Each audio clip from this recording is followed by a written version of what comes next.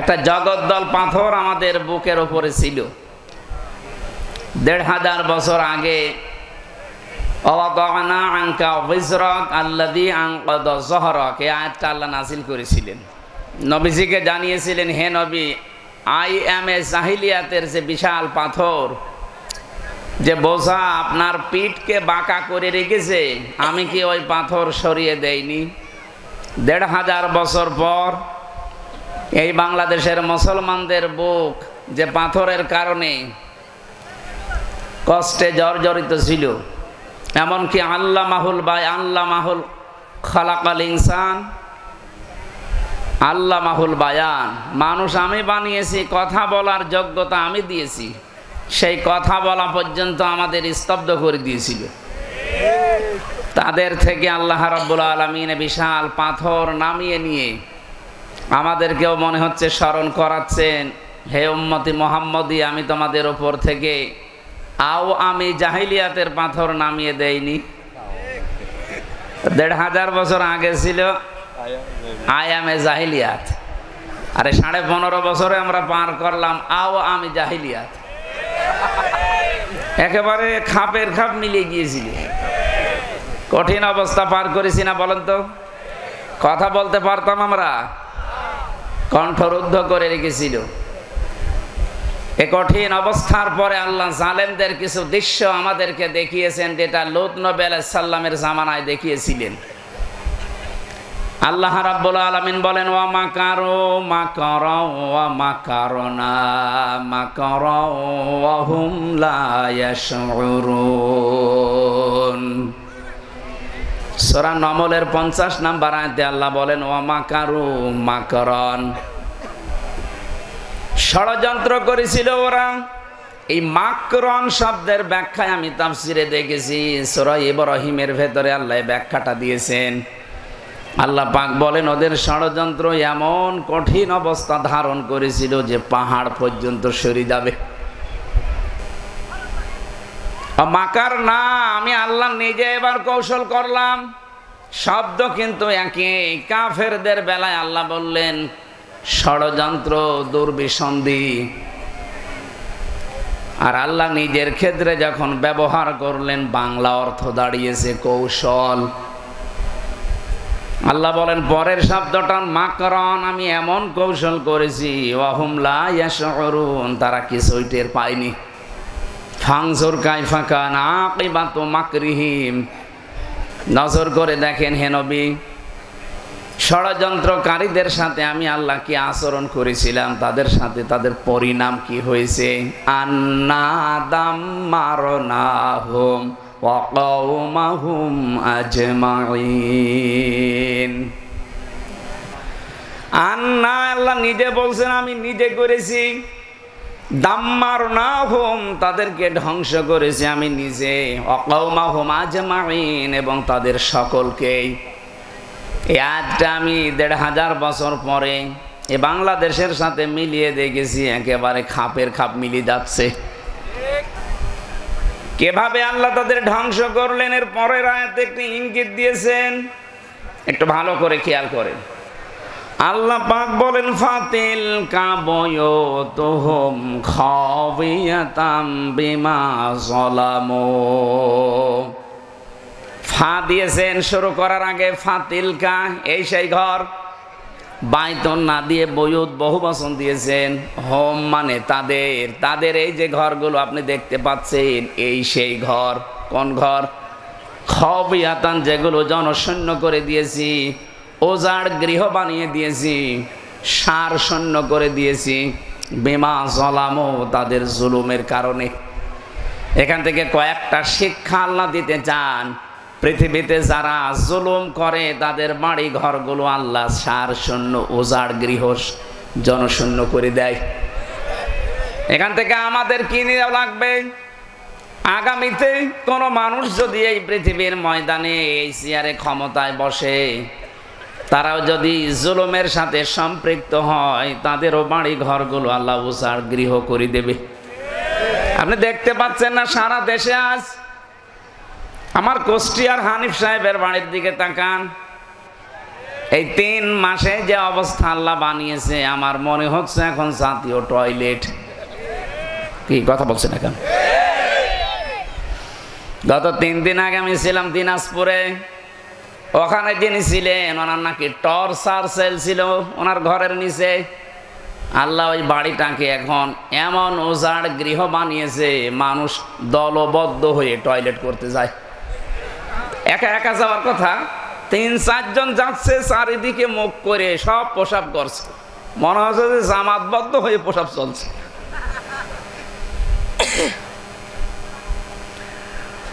আমার একটা কথা মনে পড়ছে এই দৃশ্যটা দেখে। আমি এটা পেপারে দেখলাম, গত 3 দিন আগের ঘটনা। ঢাকার বুকে সবচাইতে দামি বাড়ি আমরা যেটাকে মনে করতাম, অনেকে এত আবেগের জায়গা ছিল অনেকের, যে অনেকে চুমা খেত আবেগে। অথচ 3 মাসের ব্যবধানে এখানে একবারে 5-7 জন করে যে টয়লেট করছে। বলেন নাউজুবিল্লাহ। নাউজুবিল্লাহ বললাম কেন আমি বলছি, কাবা শরীফ তাওয়াফ করছিলাম 16 সালে।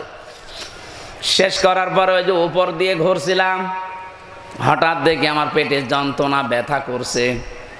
এক পুলিশকে ডাক দিয়ে বললাম, ভাই এতক্ষণ তো ভালোই ছিলাম, হঠাৎ আমার পেটে এত যন্ত্রণা ব্যথা, কারণ কি? পুলিশ আমারে বলছে, হাজি হলো হজ্জা তাই না বিলা দোকান। ও হাজি, দেশ কোথায়? জি তুমি বাংলাদেশ। আমি বাংলাদেশ থেকে এসেছি। আমারে বলছে, আপনি জানেন না এটা কোন জায়গা? না তো। আবু জাহেলের বাড়ি। আপনি এখনো পায়খানা না করে দাঁড়িয়ে আছেন, তাড়াতাড়ি করেন। সত্যি পায়খানা করে দেখি আমার পেটের ব্যথা যন্ত্রণা ভালো হয়ে গেছে। আবু জাহেলের বাড়িটা ছিল জুলুমের কারখানা। এই কথা বলেন না কেন? মানবতার উপর জুলুম করার জন্য বাড়িটা কাজে লাগিয়েছিল। আর 64 জেলার 630টা থানা, যেখানে যেখানে জালেমরা দুর্বিসন্ধি করেছে, জুলুম করেছে, মানুষের অধিকার নষ্ট করার জন্য ষড়যন্ত্র করেছিল, প্রত্যেকটা জায়গা আমার মনে হচ্ছে আল্লাহ খবিয়াতান বানিয়ে দিয়েছে। এই জন্য অনেকে পেটের ব্যথা দূর করার জন্য হয়তো যাচ্ছে। কথা বলছে না কেন? না তো একবারে 5-7 জন যাবে কোন কারণে? আপনার বিশ্বাস না হলে হানিফ সাহেবের বাড়ি গোষ্ঠী আছে, দেখেন কি অবস্থা বানিয়েছে, বিরাম বানিয়ে দিয়েছে, ইট পর্যন্ত অনেকে খুলে নিয়ে চলে যাচ্ছে। এই জন্য আমাদের শিক্ষা, ভবিষ্যতে কেউ যদি সত্যি দেশের দায়িত্বে আসেন আর যাই করেন, জালেম হবেন না। এক কথা বলছেন, যদি জুলুম করেন 5 বছর পরে কিন্তু আপনার বাড়িও জাতীয় টয়লেট হয়ে যাবে। শেষে পেটের ব্যথা হবে, হুজুরের যাবে। আল্লাহ এতটুকু শেষ করেননি, ইন্না ফি যালিকা লাআয়াতাল লিকাউমিন ইয়ালামুন। আয়াতের মাঝে আল্লাহ লামে তাকিদ দিয়েছেন, ইন্না ফি যালিকা লাআয়াতান, অবশ্যই এই সমস্ত নিদর্শনের ভেতরে লিকাউমিন ইয়ালামুন, যারা জ্ঞানী, যাদের জ্ঞান আছে তাদের জন্য শিক্ষা আছে। এখন আমরা যদি এখান থেকে শিক্ষা নিয়ে আগামী আমাদের জীবন যেটা আসতেছে এটা না চালাই, আমাদের অবস্থা আল্লাহ ঠিক এই জালেমদের মতোই করবেন। কথা বলেন ঠিক কিনা? আমি আশা করছি আমরা সতর্ক হব। সুতরাং যে বিশাল পাথর আল্লাহ নিজের দায়িত্ব নিয়ে আমাদের মাথার উপর থেকে, বুকের উপর থেকে সরিয়ে দিলেন, খুশি হয়ে বলেন আলহামদুলিল্লাহ। আল্লাহ রাব্বুল আলামিন বলেন কেন সরিয়েছি জানো? হাত্তা ইযা ফারিহু বিমা উতু আখাযনাহুম বাগতাতান ফাইযা হুম মুবলিসুন। সূরা আনামের 44 নম্বর আয়াতের মাঝের অংশে আল্লাহ বলেন, ওই মানুষগুলো যখন আমার দানকৃত ক্ষমতা বলেন, টাকা পয়সা বলেন, প্রভাব প্রতিপত্তি বলেন, পাওয়ার বলেন, এগুলো পাওয়ার পরে আনন্দে মেতে আছে, আমি আল্লাহকে ভুলে গিয়ে আখাযনা এর ফাইল সরাসরি আল্লাহ নিজে। সুতরাং 2024 সালের 5 আগস্টে স্বৈরাচার যারা, জালেম যারা, তাদেরকে এ জনতা শুধু ধরেনি, ধরেছে কে? আল্লাহ। এখানে আল্লাহ তাই দিয়েছেন, আখাজ না হোম, আমি নিজে তাদেরকে ধরলাম বাগতাতান, আকস্মিক ভাবে, এমন হঠাৎ করে তাদেরকে ধরেছি, তারা দুপুরের খাবার খাবে সে সময়ও পায়নি। কথা বলেন না? ফাইদা হোম মোবিলিজম, তারা হতাশ হয়ে গেছে, নিরাশ হয়ে পড়েছে। এরা যে হতাশ হয়ে পড়েছে, সারা বাংলাদেশে বিকাল 5টা বাজতে বাজতে তার বাস্তব মানে কালামানিক কলার পাতায় শুয়েছিল, বিসি পর্যন্ত উড়ে গেছে। বাকিটা আমি বললাম না, ওর সংসার করার কাজ শেষ। কত নিচে নামাবে আর আল্লাহ, ইন্নামা নুমলি লাহুম লিয়াজদাদু ইসমা ওয়া লাহুম আযাবুম মুহিন। আল্লাহ পাক বলেন, যখন মানুষের পাপের বোঝা পরিপূর্ণ হয়ে যায়, আমি আল্লাহ তখন আর ছাড় দেই না, তখন ধরি। ধরেছেন কে? আল্লাহ। ওয়া লাহুম আযাবুম মুহিন, তাদেরকে অপমানজনক শাস্তি দেই। আমার মনে হয় এই পৃথিবীর ইতিহাসে এত অপমান কেউ হয়নি। কত ইতিহাস আমরা পড়েছি, কোনদিন এটা শুনি নাই এ পৃথিবীর ইতিহাসে 350 জন এমপি একবারে পালিয়ে গেছে। এই বাংলাদেশে ঘটলো। এই কথা বলেন এখানে। জাতীয় মসজিদের ইমাম পর্যন্ত পালিয়েছে। আপনি আর কি দেখবেন? এই জন্য জালেমদেরকে আমরা ধরি নাই, ছাত্র জনতা ছেলে মেয়েরা শুধু না, আল্লাহ নিজে ধরেছে। যখন পাপের বোঝা পরিপূর্ণ হয়ে যায়, তখন আল্লাহ আর ছাড় দেয় না। আমাদের এখান থেকে শিক্ষা নেওয়া লাগবে, আমাদের বাকি জীবনে যেন আমরা সীমা লঙ্ঘন না করি। কথা বলেন ঠিক কিনা? আল্লাহ প্রত্যেকটা কথা আমাদের প্র্যাকটিক্যাল লাইফে, বাস্তব জীবনে সেট করার তৌফিক দেন। বলেন আমিন। দরুদ আর সালাম পড়ছি আমাদের নবী মুহাম্মদুর রাসূলুল্লাহ সাল্লাল্লাহু আলাইহি ওয়াসাল্লামের প্রতি। এই যে আলিফ থেকে ইয়া পর্যন্ত 29টা অক্ষর, প্রত্যেকটা অক্ষরের ভেতরে আমাদের নবীর গুণগান এবং তাদের যে নামগুলো আল্লাহ দিয়েছেন, প্রতিটি অক্ষরের ভেতরে লুকিয়ে রেখেছেন। আলিফ দিয়ে আহমাদ, বা দিয়ে বাশির, তা দিয়ে মুত্তাকি, সা দিয়ে মুদ্দাসসির, জিম দিয়ে জামিল। এভাবে করতে করতে আল্লাহ ইয়া দিয়ে বলেছেন ইয়াসিন। বলেন আল্লাহু আকবার। এখানে গল্প করছেন, কি সমস্যা? কি ওনারা এখানে নিয়ে আসেন, এখানে আসেন। কি আপনার কি সমস্যা? কি না না না হচ্ছে না, এখানে স্যার বসে আছে না, আপনাকে কথা শোনা লাগবে আগে যখন প্রশ্ন করবো। কিন্তু 45 মিনিট স্যারে ক্লাস নিয়ে যদি 10টা প্রশ্ন করতে পারে, আমি 1 ঘন্টা কথা বলে 10টা প্রশ্ন করে যদি উত্তর না দিতে পারেন, আপনাকে গল্প করাচ্ছি আমি।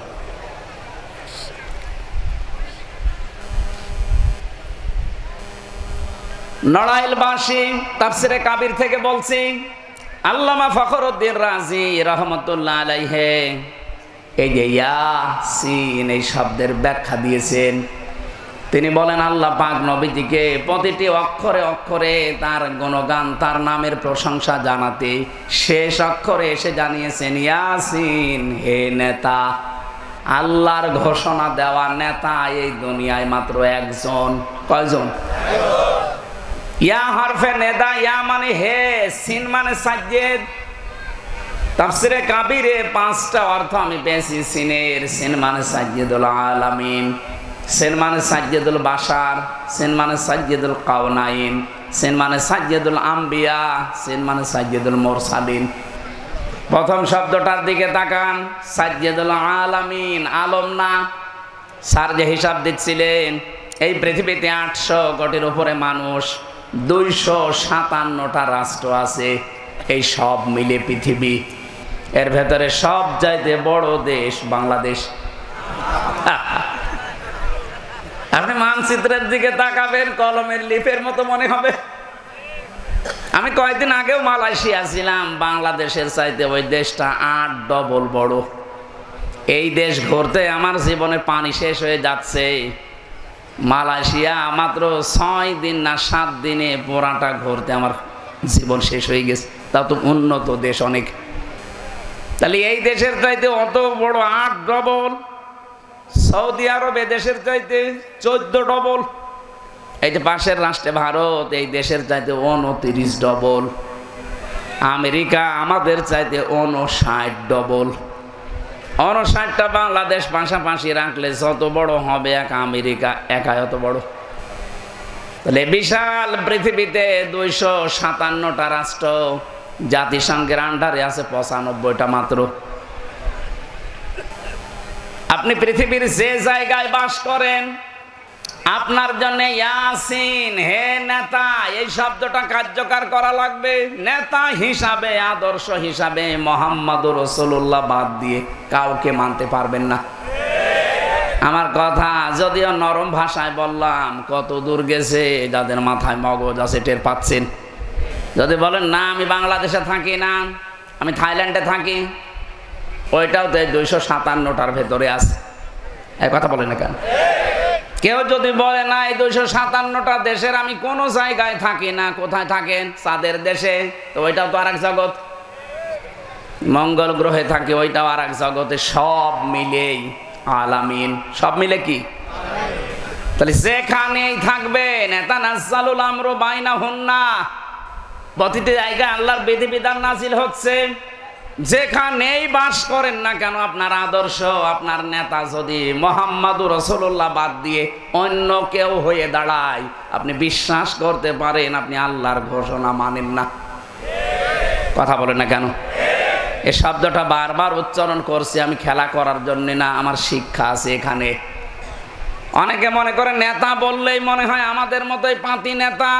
না, নেতা শব্দটা অনেক গুরুত্বপূর্ণ বিষয়, কারণ এটা কিয়ামতের সাথে সম্পৃক্ত। কিয়ামতে আল্লাহ যখন আপনাকে বিচারের জন্য তার দরবারে ডাকবেন, প্রথমে আপনাকে একা ডাকবেন। কয়জন করে বলেন বলেন? অকুল্লুহুম আতিহি ইয়াউমাল কিয়ামাতি ফারদা। সূরা মরিয়মের 95 নম্বর আয়াতে আল্লাহ বলেন কিয়ামতে প্রতিটি মানুষকে আমি ডাক দেব আমার সামনে। কয়জন করে? আরো জোরে বলেন। এবার আপনি এখান থেকে কি নেবেন? বাংলাদেশের বিচার ব্যবস্থায় 4টা সিস্টেম আমরা পাই। এই নড়াইলের ম্যাজিস্ট্রেট কোর্ট থেকে আপনার বিরুদ্ধে যদি রায় আসে, আপনি কিন্তু বলতে পারবেন না আমি মানি না। এতটুকু বলার অধিকার আছে যে আমি ন্যায় বিচার পেলাম না, আমি আর একটু উপরে যাব। কোথায় যাবেন? জজ কোর্টে যান। নড়াইল জজ কোর্ট থেকে আপনার বিরুদ্ধে যদি রায় আসে, আপনি বলতে পারবেন না যে আমি মানি না, তাহলে রাষ্ট্রদ্রোহী মামলা হবে। কি কথা বলেন এখানে? রাষ্ট্রের বিরুদ্ধে গেলে কি মামলা হয়?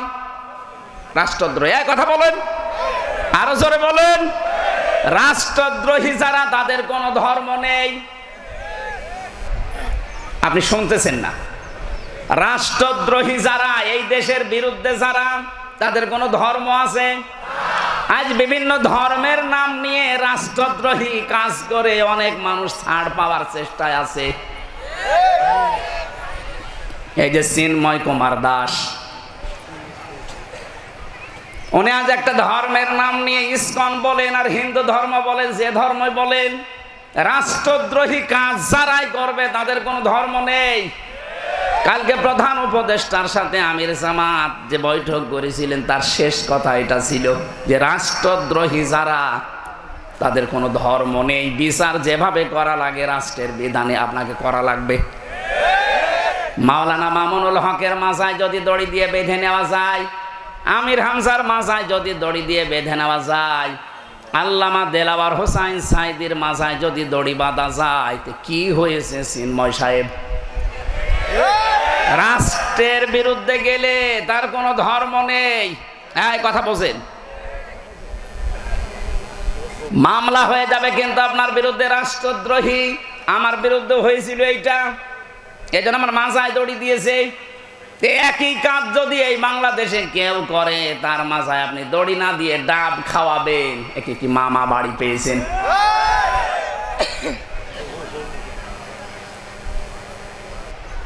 এখন যদি বলেন আমি ন্যায় বিচার চাই, আরো উপরে যান, হাইকোর্টে যান ঢাকায়, হাইকোর্ট থেকে আপনার বিরুদ্ধে যদি মামলার রায় আসে, বলতে পারবেন আমি মানি না। বলা যাবে যে আমি আরো উপরে যাব ন্যায় বিচার পাওয়ার জন্য, যান সুপ্রিম কোর্টে যান, ওখানে আবার 2টা বেঞ্চ আছে।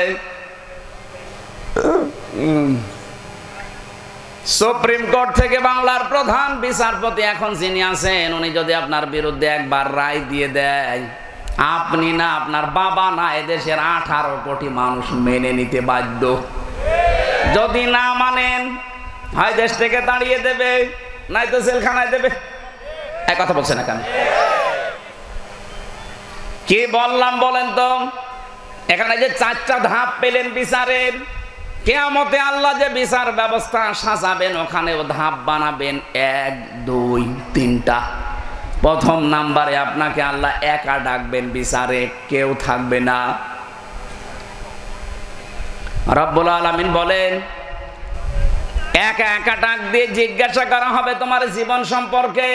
আন উমরিহি ফিমা আফনা ওয়াং শাবাবিহি ফিমা আবলা ওয়া আমালিহি মিন আইনা ইকতাসাবাহু ওয়া ফিমা আনফাকাহু ওয়া আন ইলমিহি মাযা আমিলা ফি।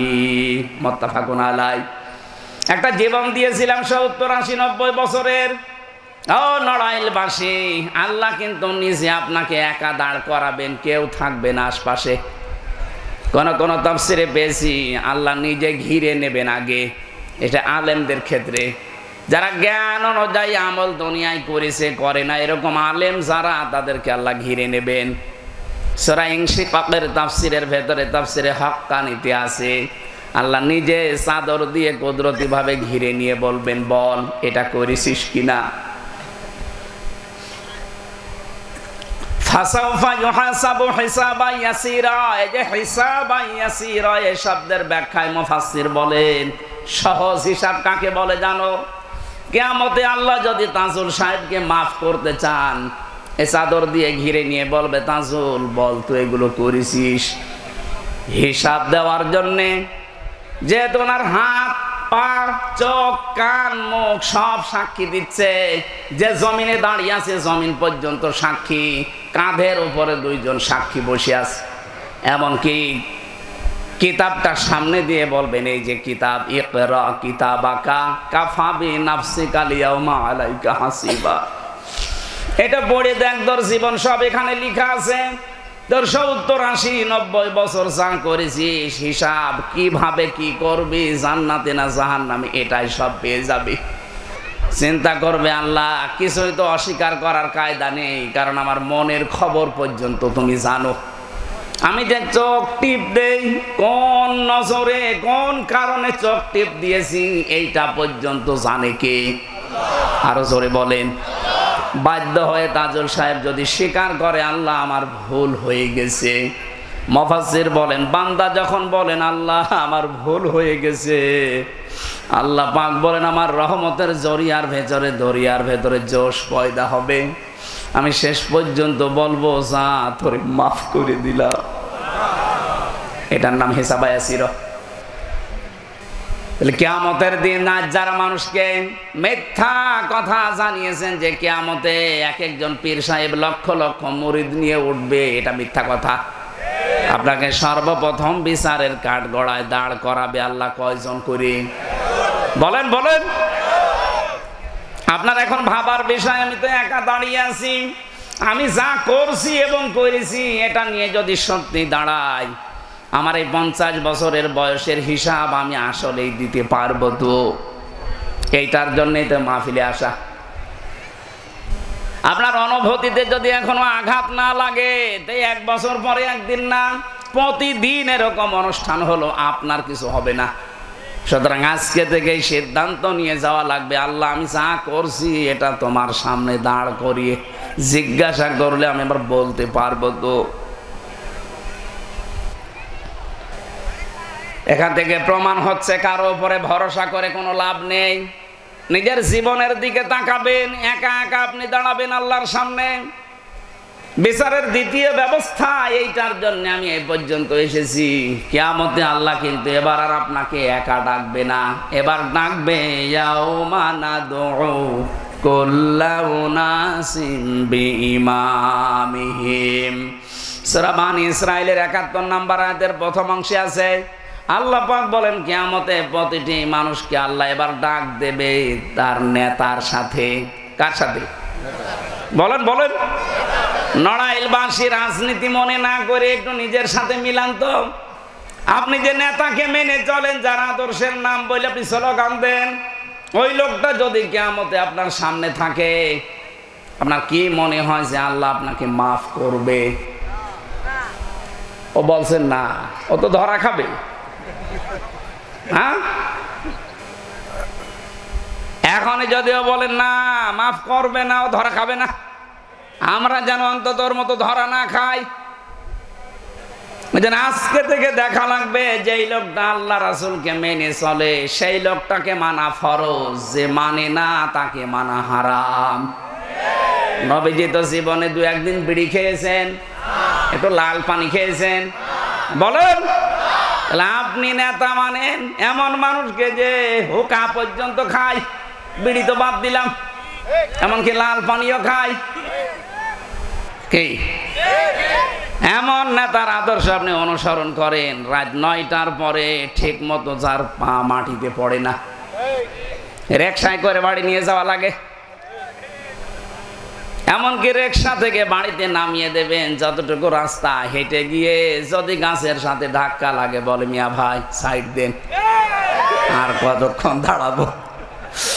এইরকম একজন মানুষকে আপনি অনুসরণ করেন, অনুকরণ করেন, নেতা মেনে চলেন, আর আপনি জান্নাতে যাবেন কিয়ামতে? না, ওই লোকটার সামনে আপনি পেছনে। প্রতিটি মানুষকে আল্লাহ বিচারের দ্বিতীয় সিস্টেম এটা, আপনাকে আর একা ডাকবে না, ডাকবে আপনার নেতার সাথে। এজন্য আমি আপনাকে বাঁচাতে চাই। আল্লাহর ঘোষণা দেওয়া নেতা কয়জন? ইয়াসিন। খালি ইয়াসিন পড়া না, এখান থেকে শিক্ষাটা নেওয়া লাগবে। বিবেক যাদের আছে আমি আশা করছি আপনি কাজে লাগাবেন। এরপরও যদি কেউ মনে করে এটা রাজনীতি, আমার মনে হয় ওর বিবেকের ওপরে কুকুরে প্রসাব করি। ও বলছে ঠিক। কি শোনেন আপনি? ভালো করে বুঝে শুনে উত্তর দেবেন। ঠিক আছে, আমরা কোরআনে কারীম থেকে একটা আয়াত পড়েছি, পরিচিত আয়াত, সূরা নসরের ২য় নম্বর আয়াতটা পড়েছি। স্যার এবং তাজুল সাহেব যে কথাগুলো বলছিলেন সময় পাইনি, ওনারা ইঙ্গিত দিয়েছেন, আমরা ওই কথাটা তাফসীর আকারে অন্তত কিছু সময় বলবো। থাকবেন তো আপনারা? কবরে যাওয়ার পরে যে সমস্ত প্রশ্নগুলো হবে, তার প্রথম প্রশ্ন হবে মার রব্বুকা, তোমার রব কে ছিল? এটা বলা হবে না? রব শব্দের আমি 19টা অর্থ পেয়েছি, সামারাইজ করে পুরা কোরআন শরীফ থেকে 5টা বের করেছি। কেউ যদি বলতে চায় কবরে যে আমার রব আল্লাহ, রব্বি আল্লাহ, তাহলে এই 5টা বিষয় তার জীবনে থাকা লাগবে। আজকে আমার আলোচনা রব বিষয় না। আমার এই নড়াইলে মাহফিল আছে লোহাগাড়াতে 15 তারিখে, লক্ষ্মীপাশা, ফেব্রুয়ারি।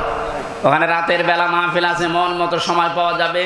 এসার পরে উঠলে আমি রবের ব্যাখ্যা ওই দিন শুরু করবো ইনশাল্লাহ। আজকে দ্বিতীয় প্রশ্নটা, মা দিন ওকা, তোমার দিন কি ছিল?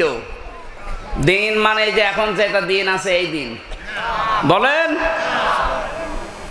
দিন শব্দের যে ব্যাখ্যা আমরা অনেকেই করি, দিন মানে ধর্ম না, দিন মানে ধর্ম। আপনি ইংরেজিতে শব্দের অনুবাদ করেন, ইংরেজিতে বলা হয় রিলিজিয়ন। কথা বলেন না কেন? কিন্তু দিন শব্দের ইংরেজি অর্থ, যেখানে অভিধান দেখবেন ওখানে লেখা আছে কনস্টিটিউশন, সংবিধান, জীবন ব্যবস্থা। সায়েন্স অফ লিভিং বলা হয়। এই পৃথিবীতে বিজ্ঞান ভিত্তিক জীবন ব্যবস্থা আমার আল্লাহ এমন ভাবে বানিয়ে পাঠিয়েছেন। আমি ইতিহাসগুলো বলার জন্য আয়াতটা পড়ি নাই, এটা যদিও মক্কা বিজয়ের ঘটনাগুলো এখানে লেখা আছে, আমি এখানে দিন শব্দটা নেওয়ার জন্য পড়লাম। আল্লাহ পাক বলেন ইযা জাআ নাসরুল্লাহি ওয়াল ফাত, যখন আসবে আল্লাহর সাহায্য, হে নবী আপনি তখন বিজয় দেখতে পাবেন। আল্লাহর সাহায্য আসলে বিজয় দেখা যায়। বিজয়ের যতগুলো কাজ কারবার সামনে পড়বে তার এক নাম্বারে এইটা, অরাইতান নাসা ইয়াদখুলুনা ফি দীনিল্লাহ। আপনি দেখবেন দলে দলে পালে পালে মানুষ ইসলামে প্রবেশ করছে। এই যে ফি দীনিল্লাহ, আল্লাহর দিন, এই দিন মানে ইসলাম। দিন মানে কি? আরো জোরে বলেন। দিন মানে যে ইসলাম। আমাদের জাতির পিতা হযরত ইব্রাহিম আলাইহিস সালাম এই শব্দটাকে তিনি তার সন্তানদেরকে ওসিয়ত করেছিলেন ইন্তেকালের আগে। অওয়াসা বিহা ইব্রাহিম বানিহি ওয়া ইয়াকুব ইয়া বানিয়া ইন্নাল্লাহা আসতাফা লাকুমুদ্দিন ফালা তামুতুন্না ইল্লা ওয়া আনতুম মুসলিমুন। সূরা বাকারা 132 নম্বর আয়াতে আছে, আল্লাহ পাক বলেন ইব্রাহিম আলাইহিস সালাম যখন তার সন্তানদেরকে ওসিয়ত করছিল এবং ইয়াকুব, তারা বলেছিল ইয়া বনাইয়া, হে আমার কলিজার টুকরার সন্তান, ইন্নাল্লাহ আস্তাফা, অবশ্যই আল্লাহ মনোনীত করেছেন, লাকুমুদ্দিন, তোমাদের জন্য দিন। দিন কি? জীবন ব্যবস্থা। এই যে দিন মানে ধর্ম যারা বলে চালিয়ে দিচ্ছেন, শুধু দিনের 27টা অর্থ লেখা আছে অভিধানে, 27টার একটাতেও আমি দিন মানে ধর্ম বাংলায় লেখা পাইনি। আর দিন মানে আমি 10টা সামারাইজ করে বানিয়েছি। দিন মানে দেখেন তো এগুলো মেলে কিনা। এক নাম্বারে দিন মানে বিচার দিন, যেটা কোরআনে বহু জায়গায় আল্লাহ দলিল দিচ্ছেন, মালিকি ইয়াউমিদ্দিন। জবান খোলে কোরআনের এই আয়াতটা একবার পড়েন, মালিকি। এই জবান খোলেন না কেন? মালিকি ইয়াউমিদ্দিন। আমি কবরের এই দ্বিতীয় প্রশ্নের উত্তরে যদি বলতে চাই দিন ও আল ইসলাম, তাহলে এই 10টা জিনিস আমার এই জীবনে থাকা লাগবে। এগুলো শুধু থাকা না, বিশ্বাস করে প্র্যাকটিক্যাল লাইফে আপনি দেখাবেন যে হ্যাঁ আমি মানি। এক নম্বরে দিন মানে কিয়ামতের দিন, বিচার দিন। এইটা যদি কেউ বিশ্বাস করে মেনে নিতে পারে, ওর জীবন থেকে মাস্ট বি অপরাধ যেটা চলে যাবে। ওই জামানায় নবীজি যাদেরকে এই কিয়ামতের দিনের কথা বুঝিয়েছিলেন, যারা ছিল নারীর ইজ্জতের জম, তারা হয়ে গেছে নারীর পাহারাদার। কথা বলেন না কেন? যারা চোর ছিল, ডাকাত ছিল, টপ টেরার ছিল, এই যে মালিক ইয়াউমিদ্দিন, এই কিয়ামতের দিনের কথা তাদেরকে বোঝানোর কারণে ওদের চরিত্র পুরাটা পাল্টিয়ে গেছে। তাহলে আমাদেরও কিয়ামতের বিশ্বাস থাকার দরকার নেই? আমাদের তো আছে। আরে ভাই, কিয়ামতের বিশ্বাস আমাদেরটা আর সাহাবীদের এক না। হযরতে ওমর রাদিয়াল্লাহু তাআলা আনহু কিয়ামতের দিনের তার জীবনের ভেতরে পেয়েছি। ইন্তেকালের 12 বছর পরে তার সন্তান আব্দুল্লাহর সাথে একবার স্বপ্নে দেখা হয়েছিল। তিনি বলেন, আব্বা তুমি কোথা থেকে আসলে এতদিন পর? স্বপ্নের ভেতরে কথোপকথন হচ্ছিল। হযরত ওমর বলে, সন্তান আজ 12 বছর আমি দুনিয়ার জীবন ছেড়েছি। আল্লাহ পাক তার সামনে দাঁড়িয়ে আমি হিসাব দিচ্ছিলাম। কিয়ামত মনে হচ্ছে কায়েম হয়ে গেছে। আল্লাহ আমাকে ডাক দিয়ে হিসাব নিচ্ছিলেন। 12টা বছর পরে আমি যে 26 বছর বয়সে মুসলমান হয়েছিলাম, এই দিনের আগে যত কিছু করেছি আল্লাহ মাফ করে দিয়েছেন। কারণ কালেমা পড়লে, বিশ্বাস নিয়ে পেছনের অপরাধ আল্লাহ সব মাফ করে দেয়। কিন্তু এরপরে যেই কয়দিন দুনিয়ায় বেঁচে ছিলাম, জীবনের এই কয় বছরের হিসাব আমার সময় লেগেছে আল্লাহর দরবারে 12 বছর।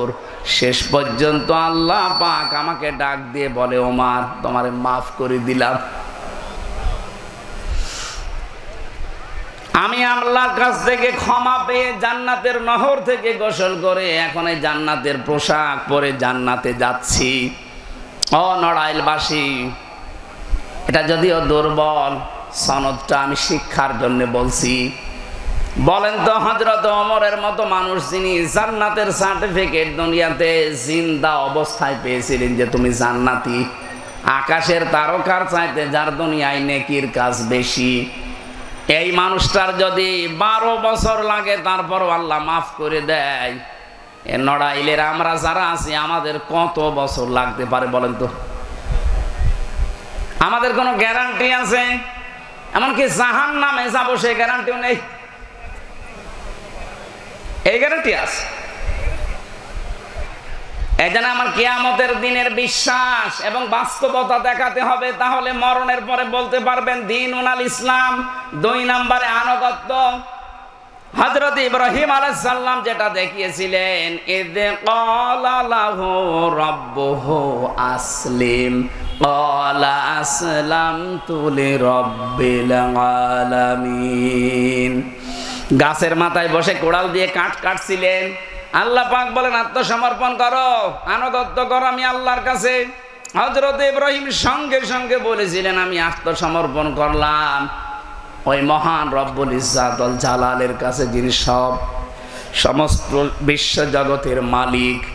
তাহলে আমাদের যদি দুনিয়াতে আল্লাহর আনুগত্য স্বীকার করে নিতে পারি, কবরে যেয়ে বলতে পারবেন দীনুল ইসলাম। 3 নম্বরে পেয়েছি আমি জীবন ব্যবস্থা, সূরা মায়েদার 3 নম্বর আয়াতে আছে। 4 নম্বরে পেয়েছি রাষ্ট্রীয় আইন, এটা আছে সূরা মুমিনের 26 নম্বর আয়াতে। এগুলো আমরা যদি নাও বোঝার ভান করে থাকি, ফেরাউন কিন্তু বুঝেছিল। দিন মানে যে রাষ্ট্রীয় আইন, এটা ফেরাউন বুঝেছিল। হযরতে মুসা আলাইহিস সালামকেও মেরে ফেলবে, হত্যা করবে, এজন্য ঘোষণা দিয়েছে। আকালা ফিরআউনু যারুনি আকতুল মূসা ওয়ালিয়াদউ রাব্বা ইন্নী আখাফু আন ইউবাদদিলা দীনাকুম। আমাকে ছেড়ে দাও, আমি মুসাকে মেরে ফেলবো, হত্যা করব, সে তার রবকে ডাকুক। আমি ভয় পাচ্ছি, আমি আশঙ্কা করছি আমার রাষ্ট্রের বিধিবিধান আইন কানুন মুসা পাল্টিয়ে ফেলবে। তাহলে এখানে দিন মানে রাষ্ট্রীয় আইন। আমরা আজ রাষ্ট্রীয় আইন হিসাবে দিনকে, মাওলানা তাজুল ইসলাম এইটাই বোঝাতে চাচ্ছিলেন যে দিন এটা রাষ্ট্রীয় বিধান হিসাবে আমরা আজ দেখতে চাই। এই কথা বলে না কেন? 53 বছর তো বিভিন্ন জিনিস দেখেছেন, উনি তো মার্কা পর্যন্ত বলে দিয়েছে। বাবা চালিয়েছিল দেশটা মন মতো, এই জন্য মানুষ দুর্ভিক্ষে মরে গেছে। আমি বানালাম, বাবা চালানোর সময় দুর্ভিক্ষ হয়নি। আমি না দেখিনি, আমার 33 বছর, কিন্তু মুরব্বীরা তো দেখেছে। বাবা চালিয়েছে, আমরা পড়েছি কিতাবে ইতিহাসে যে এ দেশের মানুষ দুর্ভিক্ষে মারা গেছে। অনেকের স্বামী চালিয়েছিল, কাঙ্ক্ষিত শান্তি দিতে পারে নাই। এ কথা বলছেন এখন। চাচা চালিয়েছে 9 বছর, 10 বছর জেল খেটেছে। ভাবি চালিয়েছিল, হয়নি। বউ চালিয়ে গেল, কি দেখলাম। এখন শুধু বাকি আছে এ কোরআনে কারিম দিয়ে দেশ চললে কেমন দেখা যায়। আর এটা তো ফেরেশতারা এসে দাঁড় করিয়ে দেবে। বলেন, একটা সুযোগ এসেছে, আন্তর্জাতিক কিছু চক্রান্ত আছে, এটা যদি সত্যিই মোকাবেলা করা যায়, দেশের মানুষ ঐক্যবদ্ধ হয়ে চর্ম চোখে দেখে যেতে পারবেন এ কোরআন দিয়ে বাংলার জমিন চলছে। এটা মিনি জান্নাত হয়ে যাবে, আপনি টের পাচ্ছেন না? তাই সত্যি বলছে, এটা মিনি জান্নাত হয়ে যাবে। লিইয়ুযহিরাহু আলাদ দীনি কুল্লি, দুনিয়ায় যত দিন আছে, যত জীবন ব্যবস্থা মানুষের বানানো আছে, সব কিছু পেছনে ফেলে এই ইসলামকে, দিনকে জমিনে কায়েম করা লাগবে। এজহার শব্দের শাব্দিক অর্থ শুধু প্রকাশ করা না। মান করাল কোরআনা ফাস্তাজহারাহু, যে ব্যক্তি কোরআন পড়ে আর কোরআনকে এজহার করার চেষ্টা করে, আই এজহার মানে এখানে বিজয় গালেব শব্দটা আছে। আমি হাদিসের পরিভাষায় দেখেছি, কেউ যদি কোরআন পড়ে আর কোরআনকে বিজয়ী করার জন্য চেষ্টা চালায়, ফাহাল্লা হালালাহু ওয়া হারামা হারামা, কোরআন বিজয়ী হয়ে গেলে হালালকে হালাল, হারামকে হারাম শ্রেণী মেনে নেওয়া যায়। কথা বলেন না কেন? বাংলাদেশে কোরআন বিজয়ী নেই, এই জন্য আমরা হারামকে হারাম জানার পরেও ছেড়ে দিতে পারি না। এই যে ব্যাংকিং ব্যবস্থায় সুদের মতো একটা মারাত্মক গুনাহ, মায়ের সাথে জেনা করা, এটা অহরহ চলছে। আমরা আজ পাল্টাতে পারছি না, কারণ এদেশে কোরআন বিজয়ী নেই। বলেন না কেন? হ্যাঁ, ইসলামী ব্যাংক চেষ্টা চালাচ্ছে, 100 ভাগ সম্ভব না। যতদিন পর্যন্ত যাকাত ভিত্তিক অর্থনীতি বাংলাদেশে কায়েম না হবে, এদেশে যদি ফেরেশতাও ব্যাংক খোলে, তাও সুদ থেকে মুক্ত হওয়া সম্ভব না। কিন্তু ওরা চেষ্টা চালাচ্ছে। এটা কিছু নিয়ম নীতি আছে, যদি ইসলামী রাষ্ট্র দেশে কায়েম হয়ে যায়, মোশারাকা, মোদারাবা, মোরাবাহা, বায়ে সালাম, বায়ে মুআজ্জাল, বায়ে ইস্তেসনা, এই সমস্ত নিয়ম নীতিগুলো যখন ইসলাম অনুযায়ী ব্যাংকিং ব্যবস্থায় চলবে, তখন ওই সোনালী, রূপালী, চৈতালি সব ব্যাংক বাধ্য হবে ইসলাম অনুযায়ী চলতে। এখন যেহেতু নেই যাকাত ভিত্তিক অর্থনীতি এই দেশে রাষ্ট্রীয়ভাবে, যতদিন না হয় আমি আহ্বান জানাবো অন্তত ইমানের দাবি অনুযায়ী মুসলমান হিসাবে রাষ্ট্রীয়ভাবে এই দেশে ইসলাম কায়েম হওয়ার আগ পর্যন্ত ইসলামী ব্যাংকে কারবার করেন। এই কথা বলছেন। নবীজি 13 বছর মক্কায় ছিলেন আর 10 বছর মদিনার রাষ্ট্রপ্রধান ছিলেন। 13টা বছর মক্কায় থাকাকালীন নামাজ পড়েননি। কথা বললেন না কেন? কোন দিকে ফিরে নামাজ পড়তেন? কাবা শরীফের দিকে। অথচ কাবা এই 13 বছর পর্যন্ত 360টা মূর্তি ছিল। তাহলে উনি মূর্তির সামনে নিয়ে নামাজ পড়েছেন? না মানে তাহলে মূর্তির সামনে নিয়ে নামাজ হয়? ওনার হইল কি করে? কারণ মূর্তি নামানোর মতো ক্ষমতা ওনার সময় ছিল না। ঠিক ওই লোকটাই যখন 10 বছর মদিনার রাষ্ট্রপ্রধান হয়ে আছেন, উনি নিচে এসে মূর্তিগুলো ভেঙ্গে ভেঙ্গে ওখান থেকে ফেলে দিয়েছিলেন। তাহলে এর আগে যে নামাজ পড়েছিলেন মূর্তির সামনে নিয়ে নামাজ হয়েছে না হয়নি? আরো জোরে বলেন। আমাদের দেশে যাকাত ভিত্তিক অর্থনীতি রাষ্ট্রীয়ভাবে যতদিন পর্যন্ত কায়েম না হয় ইসলামী ব্যাংকে কারবার করবেন, গোনা হলে ওদের শরিয়া বোর্ড আছে, ওদের হবে। আমার কথা বোঝা যায়নি? আরে ভাই, যে বায়ে সালাম, বায়ে মুআজ্জাল, বায়ে ইস্তেসনা, মোশারাকার সিস্টেম, মোদারাবার সিস্টেম, মোরাবাহার সিস্টেম, এগুলো তো ওই সমস্ত ব্যাংকে নেই। ওরা তো সরাসরি জবাই করে। হ্যাঁ, এরা করছে না তা না, এরা পারছে না তাই করছে, আর ওরা পারার পরেও করবে না। যারা আহ্বান জানাচ্ছি, এটা একটা ইবাদত, অর্থনীতি জীবনের এটা ইবাদত। আমরা পারছি না আজ রাষ্ট্রীয় বিধান। আমরা যদি আর সত্যি দিনকে মনে করতাম, এটা কায়েম করতে পারতাম। ইব্রাহিম নবী, ইয়াকুব নবী তার সন্তানদেরকে এইটাই বলেছিলেন, আল্লাহ পাক তোমাদের জন্য মনোনীত করেছেন, চয়ন করেছেন, নির্বাচিত করেছেন, পছন্দ করেছেন দিনকে। কাকে বলেন বলেন? সুতরাং এই দিন বাদ দিয়ে এই দিন আবার কি ব্যাখ্যা ছড়া আলে ইমরান 19 নম্বর আয়াতে পাবেন, ইন্নাদ-দীনা ইনদাল্লাহিল ইসলাম। অবশ্যই আমি আল্লাহর কাছে মনোনীত দিন, তার নাম কি? আরো জোরে বলেন। ওমাই ইয়াবতাগি গায়রাল ইসলামি দীনান ফালা ইউকবাল মিন।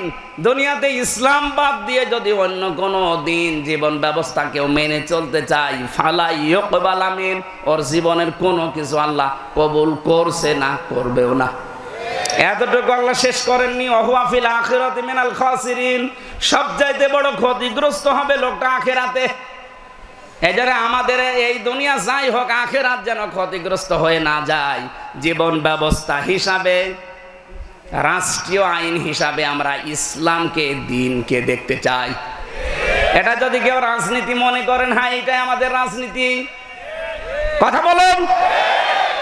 এটা যদি কেউ রাজনীতি মনে করেন, হ্যাঁ এটাই তাজুল সাহেবের রাজনীতি। কারণ আমরা চাই সব ধর্মকে পেছনে ফেলে, সব দিনকে পেছনে ফেলে ইসলামকে দাঁড় করাতে। আর হাদিস এইটাই, মান করাল কোরআনা ফাস্তাযহারাহু। কোরআন যে পড়ে আর কোরআনকে বিজয়ী করার চিন্তা ভাবনা নিয়ে চলে, আমরা তো এই চিন্তায় আছি। এখন আমরা দেখতে চাচ্ছি ওয়ারাইতান নাস ইয়াদখুলুনা ফি দীনিল্লাহ। দলে দলে মানুষ পলে পালে আজ ইসলামে আসতেছে। আমার এই আগস্টের 5 তারিখের পর থেকে এই কয়দিনে দেশে আর বিদেশে মিলে প্রায় 150-র উপরে মানুষ মুসলমান হয়ে গেছে আমার হাতে। আরো বাংলাদেশে কত আলেম চেষ্টা চালাচ্ছে, কত মানুষ কত ভাবে তাদেরকে দিন ইসলামে নিয়ে আসছে। এমনকি যারা মুনাফিক ছিল তারাও দলে দলে পালে পালে আসতেছে। জালেমরা তো আসতেছে, আমরা দেখতে পাচ্ছি। জুলুম স্বীকার করে নিয়ে অনেক মুনাফিক পর্যন্ত আসা আরম্ভ হয়ে গেছে। আমি আগস্টের 5 তারিখের আগ পর্যন্ত একটা জরিপ পেয়েছিলাম, এই দেশে 100 জনের মাত্র 15 জন চায় যে রাষ্ট্রীয়ভাবে ইসলাম কায়েম হোক। কিন্তু এই 3 মাসের ব্যবধানে এখন এই বাংলাদেশে 100 জনের 58 জন মানুষ চাচ্ছে ইসলাম এদেশে কায়েম হোক। বিশ্বাস না হলে আপনি লোহাগাড়া বাজারে যান, লক্ষ্মীপাশা বাজারে যে এক ভ্যানালোকে জিজ্ঞাসা করেন যে তুমি কি চাও সামনে, ও একবারেই বলবে আমি আল্লাহর আইন চাই। আমি সরাসরি বললাম তাই, হয়তো অন্য কিছু বলবে। এই জন্য বলছিলাম 15 থেকে মাত্র 3 মাসের ব্যবধানে 58% হয়ে গেছে। কিছুদিন যেতে দেন, ইসলামকে আল্লাহ এই দেশে হাতে তুলে দেবে।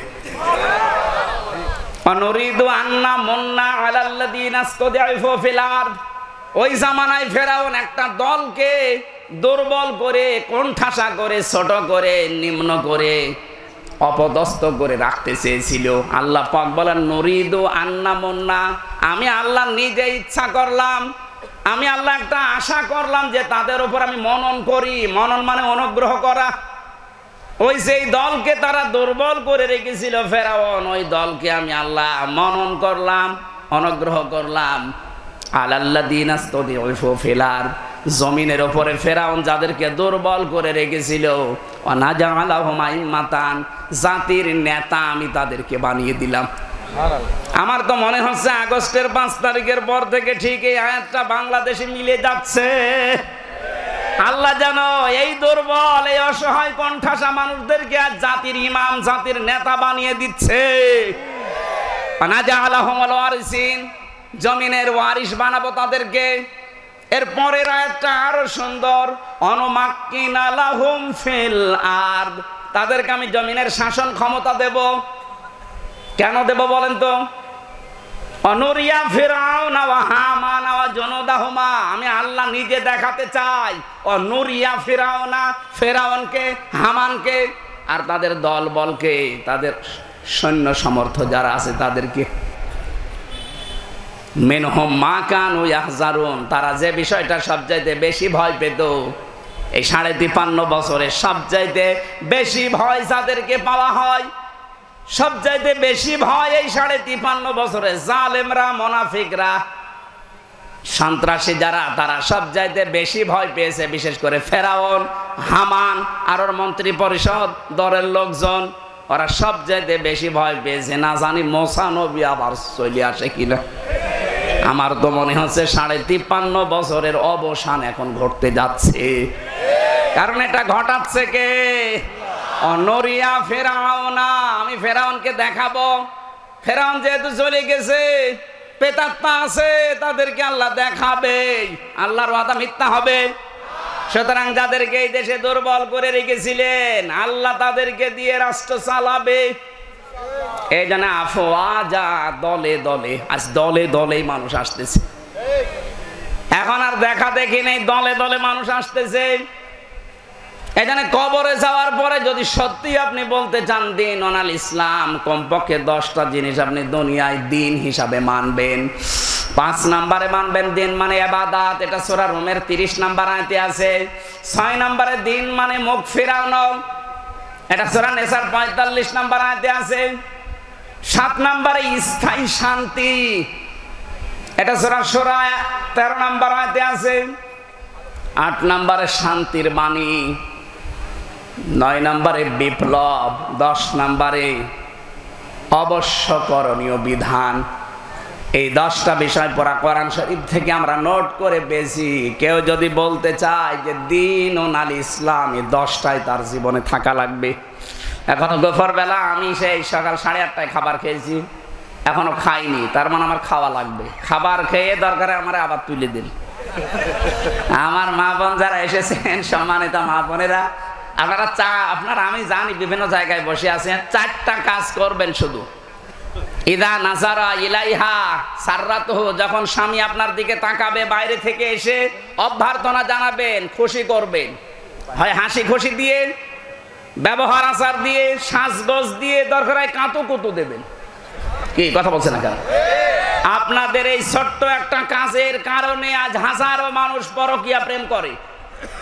সার আছে তারপরও আমি বলে ফেললাম, এই মেয়েদের এই ছোট একটা কাজ, ওরা মনে করে এ আর কি, আর কি মানে ও কর্মজীবন শেষ করে এত পরিশ্রান্ত হয়ে বাড়িতে আসার পরে যদি আপনার মুখ পেঁচার মতো দেখে, ও শেষ পর্যন্ত আর একটা বিয়ে করতে বাধ্য হবে। আর একটু জোরে বলা যাচ্ছে না? হ্যাঁ বলেন, ওর চারিদিকে আছে যেন কানে যায়।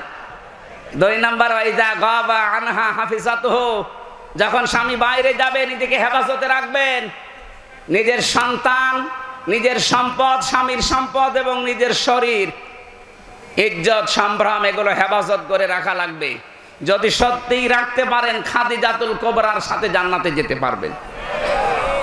3 নম্বরে ওয়াতুইনু আলা দীনি যাওজাতিহা, আপনার স্বামী যদি দিনের কাজ করে, ইসলামের কাজ করে, মানবতার সেবা করে, তাহলে ছাড় দেবেন তাকে, তাকে সময় দেবেন, তাকে বের করে দেবেন, তাকে উৎসাহ যোগাবেন।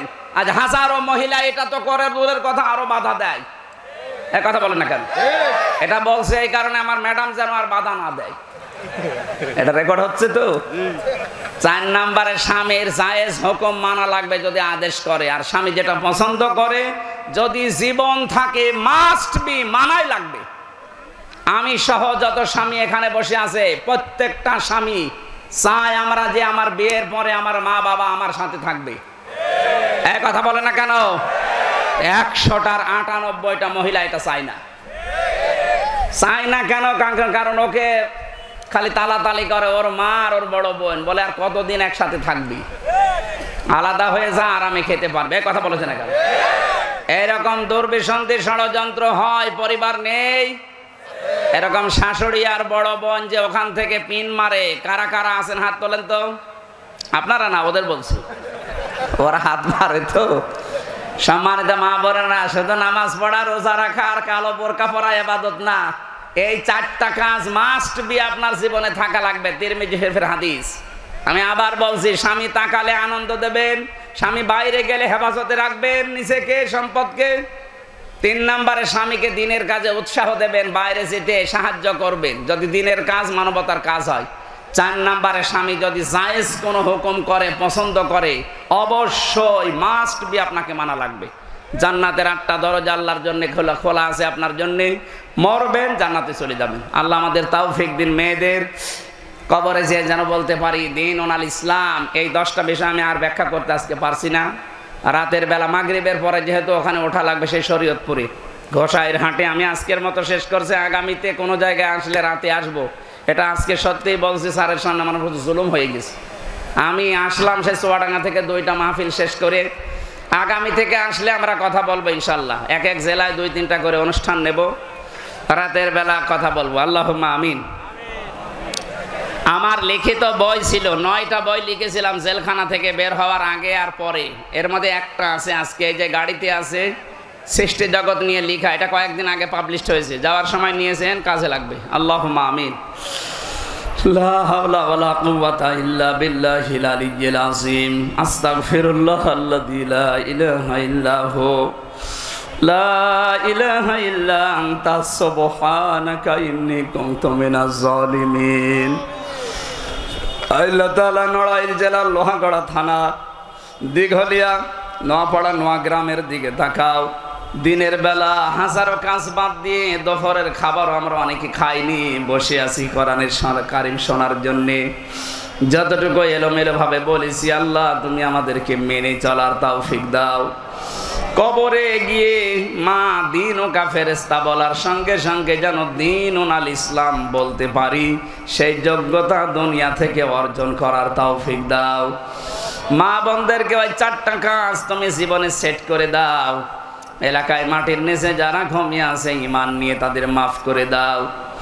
যার মাধ্যমে এখানে এসেছি শ্রদ্ধাভাজন স্যার ডক্টর কামরুজ্জামান, আল্লাহ তার মা বাবাকে মাফ করে দাও। তার স্ত্রী সন্তান যেগুলো আছে সহি সালামতে রাখো। তার বাবা অসুস্থ, আল্লাহ শেফায়ে কামেলা জেলা নসিব করো।